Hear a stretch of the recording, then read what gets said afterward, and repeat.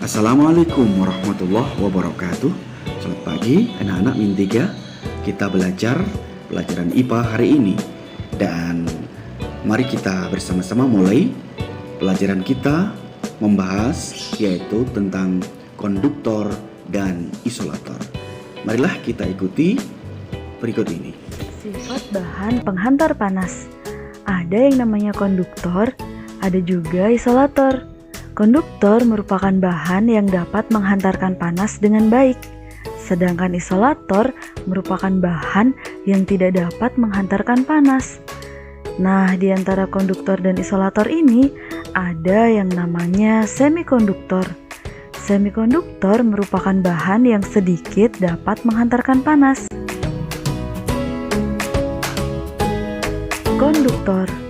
Konduktor merupakan bahan yang dapat menghantarkan panas dengan baik. Konduktor terbuat dari bahan logam, contohnya besi, emas, aluminium, tembaga, timah, platinum, dan baja. Sedangkan konduktor yang paling baik adalah emas. Bahan konduktor yang sering digunakan dalam kehidupan sehari-hari ada beberapa diantaranya digunakan pada peralatan masak di dapur yang terbuat dari logam. Contohnya, wajan, panci, spatula, dan masih banyak alat-alat yang lainnya. Isolator merupakan bahan yang tidak dapat menghantarkan panas. Contohnya, kayu, karet, plastik, kain, kertas, ban, benang, dan udara. Karena isolator ini tidak dapat menghantarkan panas, jadi isolator berfungsi untuk mencegah panas dari sumber panas, menghindari sengatan listrik, menghindari arus pendek, dan menghindari bahaya kebakaran. Penggunaan bahan-bahan isolator ini banyak sekali kita jumpai di sekitar kita. Contohnya, tempat nasi dan sendok nasi yang terbuat dari kayu, sarung tangan yang terbuat dari kain wol atau benang wol, dan juga selimut yang terbuat dari kain. Semikonduktor adalah bahan yang sedikit dapat menghantarkan panas. Semikonduktor merupakan materi yang mempunyai daya hantar listrik antara konduktor dan isolator. Contohnya, silikon dan germanium. Semikonduktor sangat berguna dalam bidang elektronik karena konduktansinya yang dapat diubah-ubah dengan menyuntikkan materi lain. Jadi, bahan semikonduktor bisa menjadi konduktor ataupun isolator bila diberi atau melewati arus dengan besaran tertentu. Contoh penggunaan konduktor dan isolator dalam kehidupan sehari-hari. Selimut, jaket, dan sarung tangan wol. Perhatikan cara kerja benda-benda ini. Selimut, jaket, dan sarung tangan memerangkap udara agar badan tetap terasa hangat dan tidak kedinginan. Udara adalah isolator sehingga tidak menghantarkan panas keluar dari tubuhmu. Dengan demikian, badan akan terasa hangat. Panci merupakan peralatan dapur yang terbuat dari logam atau aluminium. Aluminium merupakan penghantar panas yang baik. Coba perhatikan pada gambar panci ini. Ada bahan yang berfungsi sebagai konduktor, ada juga yang berfungsi sebagai isolator.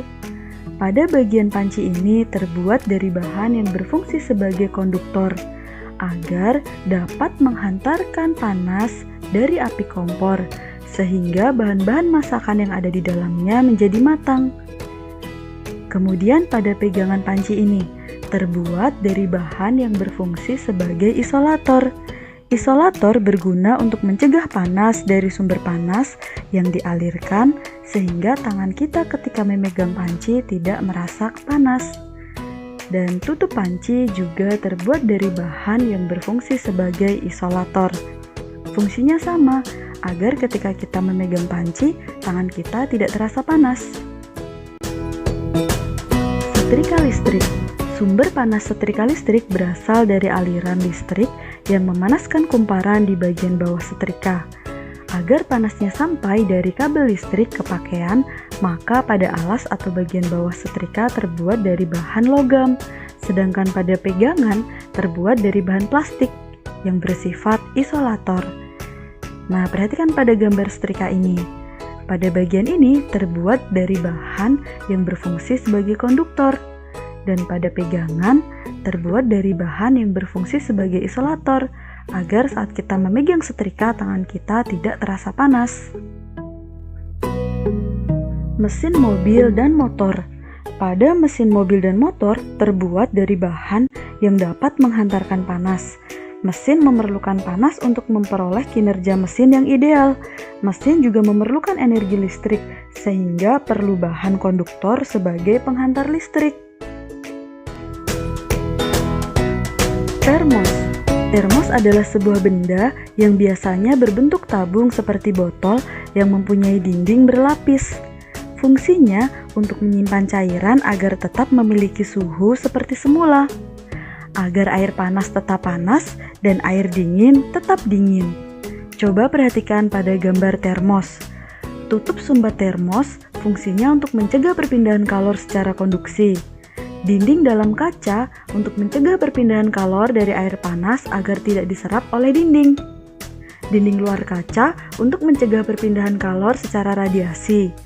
Ruang hampa udara untuk membatasi kemungkinan panas hilang dari dalam atau masuk ke dalam termos dengan konveksi. Dinding pelindung kaca sebagai isolator antara tabung kaca dengan udara sekitar. Sedangkan karet penahan kaca untuk menjaga posisi botol kaca tetap pada tempatnya. Nah, demikian anak-anak, kita telah belajar tentang konduktor dan isolator. Semoga anak-anak bisa memahami apa yang disampaikan dalam video pembelajaran tadi, sehingga bisa mencari contoh-contoh yang ada di sekitar rumah kita, yang ada di dapur kita. Untuk itu, silahkan bagi yang mungkin belum paham untuk kembali memutar video tadi. Ya, terima kasih. Hari ini tidak ada tugas yang dikumpulkan, dan silahkan untuk belajar dengan giat dan tekun. Semoga Allah memberikan kesehatan, umur panjang, dan musibah corona ini akan segera hilang. Terima kasih. Mohon maaf. Wassalamualaikum warahmatullahi wabarakatuh.